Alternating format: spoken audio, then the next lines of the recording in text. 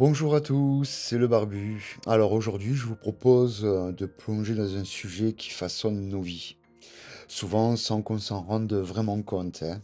C'est l'impact des algorithmes sur notre quotidien et sur les inégalités sociales. Comme toujours, toutes les sources sont dans la description. Donc d'abord, c'est quoi un algorithme? En gros, c'est une suite d'instructions, un peu comme une recette de cuisine, qui permet à une machine ou à un logiciel de prendre des décisions automatiquement. Les algorithmes sont partout sur les réseaux sociaux, dans les moteurs de recherche, pour trier les CV, calculer votre score de crédit, ou même pour vous recommander une série à regarder ce soir. Mais est-ce que ces algorithmes sont neutres? Là est la question. On pourrait croire qu'une machine, ça ne juge pas, ça ne discrimine pas. Pourtant, ce n'est pas si simple que ça. Les algorithmes sont programmés par des humains, avec leurs biais, leurs choix. Et ils s'appuient sur des données qui, elles aussi, peuvent être biaisées, en fait, hein. Donc, prenons un exemple concret. On va prendre un exemple concret. Sur les réseaux sociaux, ce sont les algorithmes qui décident de ce que vous voyez ou non dans votre fil d'actualité. On a tous vu ça. Si vous likez certains types de contenus, l'algorithme va vous en proposer toujours plus et vous enfermer dans une bulle de filtres. Résultat, on se retrouve parfois à ne voir qu'une seule version du monde, à être coupé d'autres points de vue, et même à renforcer certains préjugés. Autre exemple de recherche d'emploi, de plus en plus de recruteurs utilisent des logiciels pour trier les CV. Ces outils, censés faire gagner du temps, peuvent en réalité reproduire des discriminations, hein. Par exemple, écarter systématiquement certains prénoms, certaines adresses, ou privilégier des profils qui ressemblent à ceux déjà en poste.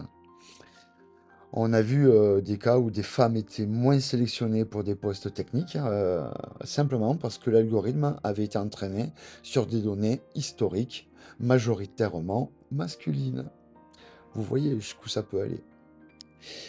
Il y a aussi le quotidien et la question du crédit et de l'assurance, hein. Aujourd'hui, certains organismes utilisent des algorithmes pour décider si vous pouvez obtenir un prêt, et à quel taux? Si vous habitez dans un quartier populaire ou si votre profil ressemble à celui de personnes ayant eu des difficultés de remboursement, l'algorithme peut vous pénaliser même si votre situation personnelle est saine.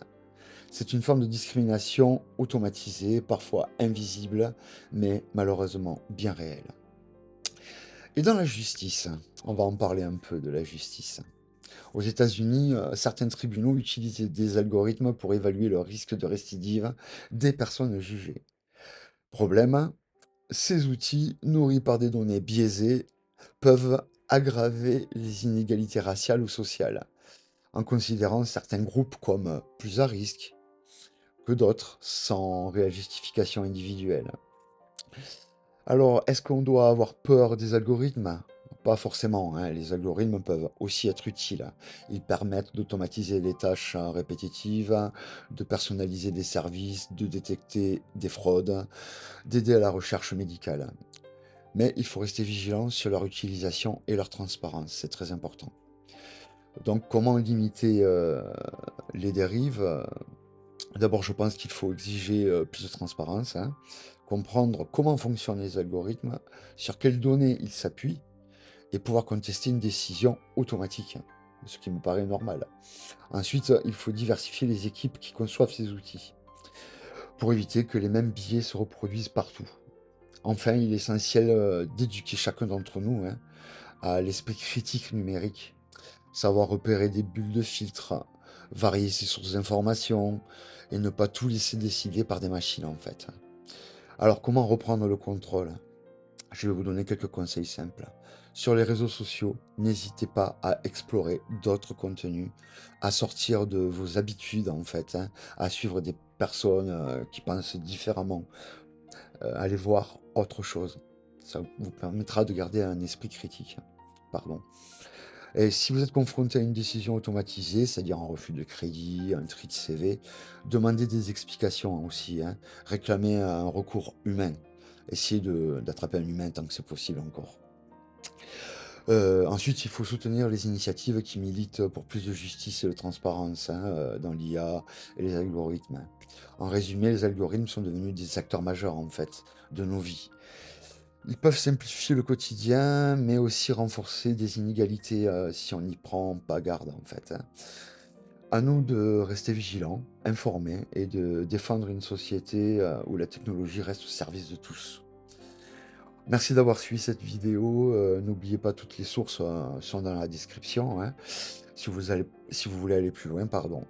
Partagez vos expériences dans les commentaires et abonnez-vous, hein, pour d'autres décryptages sur les grands enjeux de la société. Et à bientôt.